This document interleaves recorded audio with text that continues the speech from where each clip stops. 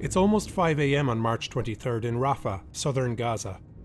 2 Red Crescent medics are out searching for a missing ambulance crew. Driving is Assad al-Nasasra, and sitting beside him and filming is Rafah Radwan. Both have worked with the Red Crescent for years. Rafah worries their missing colleagues have come under attack.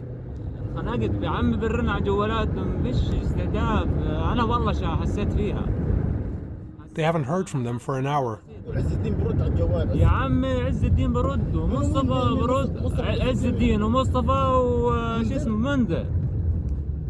They will soon discover that Israeli soldiers have fired on the crew, killing 2 of them. Before long, Rafah will also be killed, along with 12 other staff from the Red Crescent, Civil Defence and the United Nations. The New York Times obtained Rafah's footage and reconstructed, moment by moment, how this unprovoked attack unfolded. We synchronised his video with another phone recording from the scene. We reviewed autopsy reports and photos of the bodies, and we interviewed eyewitnesses. Our investigation shows how Israeli soldiers fired repeatedly on unarmed medics, closed in around them and continued shooting for more than 6 minutes, even as several of the crew were still alive, wearing their uniforms and praying. Investigating itself, the IDF has said there were professional failures and dismissed a deputy commander who was involved. Independent experts say that to knowingly attack medics is a breach of the laws of war. So when they then directly fire on them, they are committing a war crime.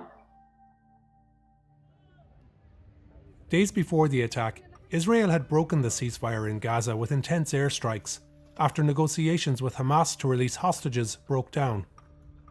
Ground forces had moved into Rafah, and on the night in question, the IDF says it set up an ambush on this road ahead of an evacuation order to flush out suspected militants when people moved.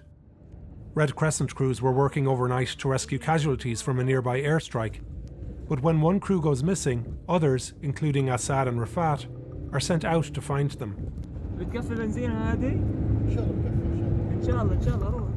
In the darkness, they initially don't see the missing ambulance. It had been passing by here just an hour earlier, when the Israeli unit opened fire on it. They killed the 2 medics sitting in the front, Ezzedine Shah and Mustafa Kafaja, and detained a 3rd medic, Munther Abed, who survived. He told us what happened. وفي الطريق فجأة تم إطلاق النار علينا بشكل مباشر. عاد أنا كنت في الكابينة في الخلف. Munther told us he was stripped and beaten. The IDF said it thought the ambulance was a Hamas vehicle and has long contended that Hamas uses ambulances to transport weapons and fighters. Back on the road, Rafah and Assad pass the Israeli soldiers without incident and meet up with other medics who are also out searching. Saleh Muammar, who's driving the other ambulance, says he spotted bodies on the ground.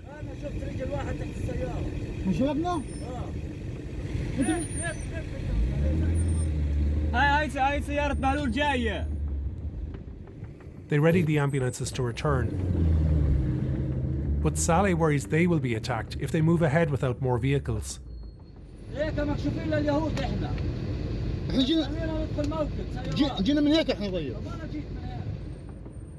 A civil defence ambulance and fire engine joined them, and they continue on as a convoy.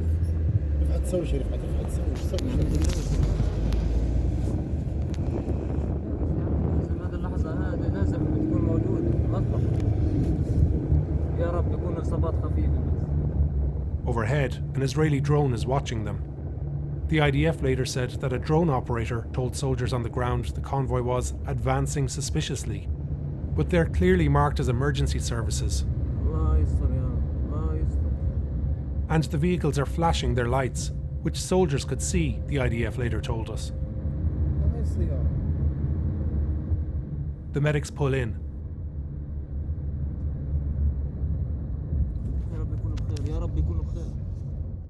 Around 20 IDF soldiers are positioned here, 100 feet off the roadside. Almost all of the first responders are clearly marked in reflective gear. They are unarmed and moving away from the IDF. Rafat sees his colleagues' bodies. As they rush to rescue them, they're met by a hail of gunfire. Rafat scrambles to the driver's side and is shielded, for now, by the ambulance. He begins to pray.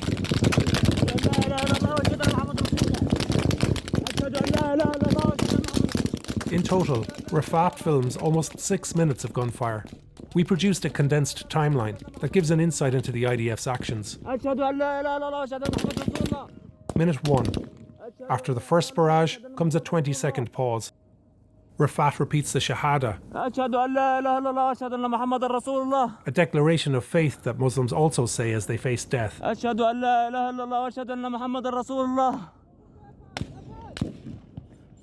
An ambulance tries to escape, but another hail of gunfire erupts.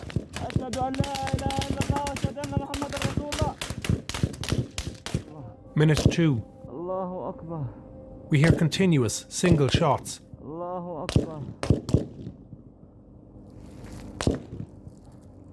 Then automatic fire.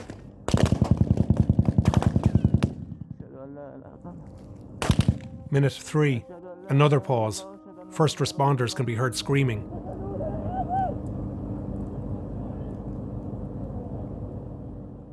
Then another barrage from multiple rifles.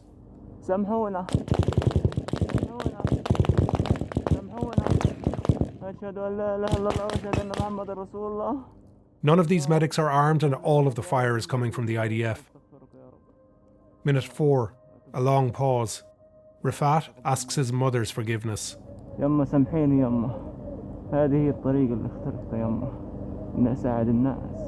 Minute 5. Steady gunfire. Closer to Rafat now, for the full minute. An ambulance is shot at.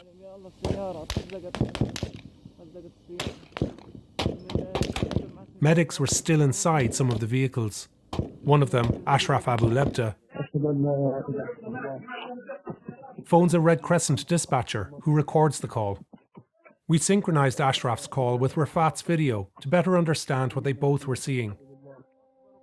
Minute 6, Israeli soldiers appear to approach, shouting in Hebrew, but it's unclear what they're saying.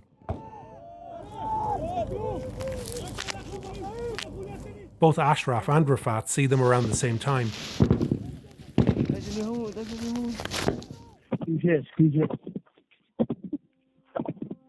Minute 7, from Ashraf's phone call. Slow, deliberate shots are heard now. An Israeli soldier orders his troops.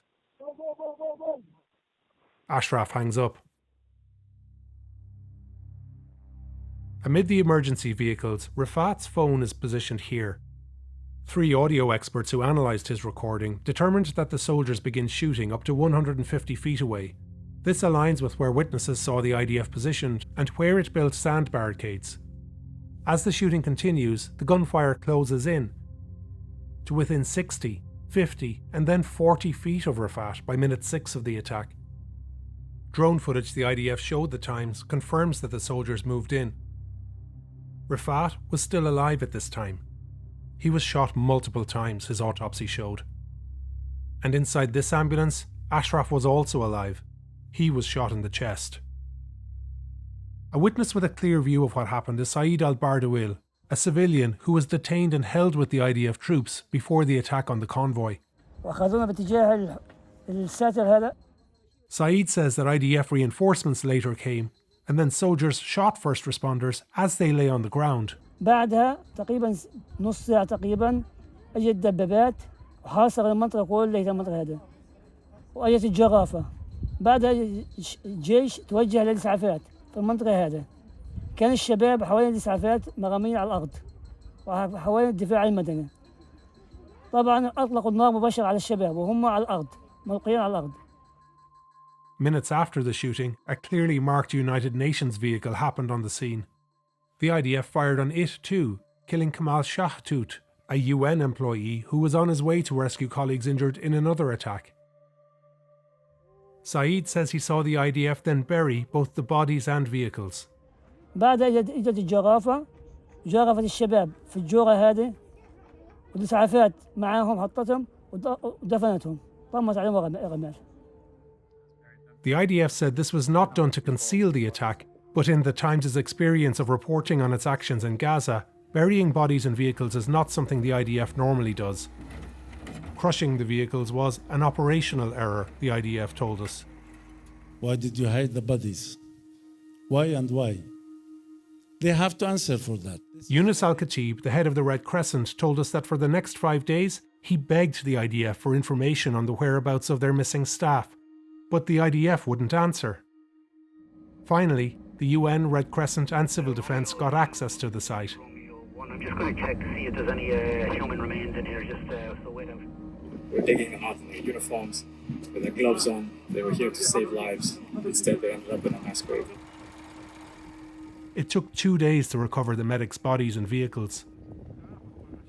The Times reviewed autopsies and photographs of the bodies, which showed that most of the victims died from multiple gunshot wounds, including to the neck and torso. 3 of the civil defence team were shot in the head. A civil defence helmet found there showed apparent bullet holes. 2 bodies were missing limbs, possibly shorn by the bulldozers burying them. And almost all of the Red Crescent and Civil Defence were wearing their uniforms, in part or in whole. Since the attack, Israel has given shifting versions of events that the evidence contradicts. It initially said the medics were advancing suspiciously, but they never posed a threat. It said that the vehicles were without headlights or emergency signals, but changed that story 2 weeks later when the Times published Rafat's video. It said the area was a combat zone. It wasn't, until the IDF declared it so hours after the attack.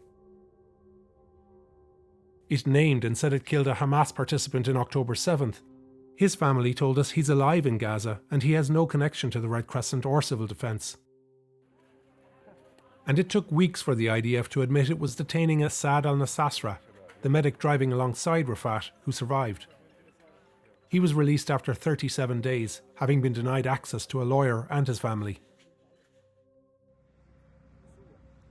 The IDF has now released the results of its own investigation. It says there was a series of operational misunderstandings that started with misidentifying the first ambulance as a Hamas vehicle and believing the convoy were Hamas reinforcements. It said Hamas has previously used ambulances. It said the deputy battalion commander, the most senior officer present, was the first to open fire on the convoy. He has been dismissed. But once the shooting started, the other soldiers followed procedure, the IDF told us, even as they fired for 6 minutes unchallenged. Experts in the laws of war, including Janina Dill of Oxford University, told us that attacking medics who pose no threat is a likely war crime. They are wearing medical uniforms and they're rushing towards injured people on the ground. Prolonged direct fire on them is a serious violation of international law. They are committing a war crime. Another expert who has long studied attacks on healthcare says this is not an isolated incident. This incident was part of a much larger pattern where UN convoys, Doctors Without Borders ambulances, humanitarian vehicles have all been shot at multiple times with many people killed and injured. The IDF is satisfied that nothing needs to change in its orders to soldiers, which it described as excellent. The soldiers involved in this attack were from the Golani Brigade's elite reconnaissance unit. A recent speech made by a commander of that brigade is an example of the types of orders those soldiers may receive. כל מי שפוגשים זה אויב. מזהים דמות, מפעילים אש משמידים, מתקדמים הלאה. לא להתבלבל בהקשר הזה. Even after 50,000 people have been killed in Gaza, this attack drew international condemnation. The agencies the slain medics worked for rejected the IDF's findings and have called for an independent investigation.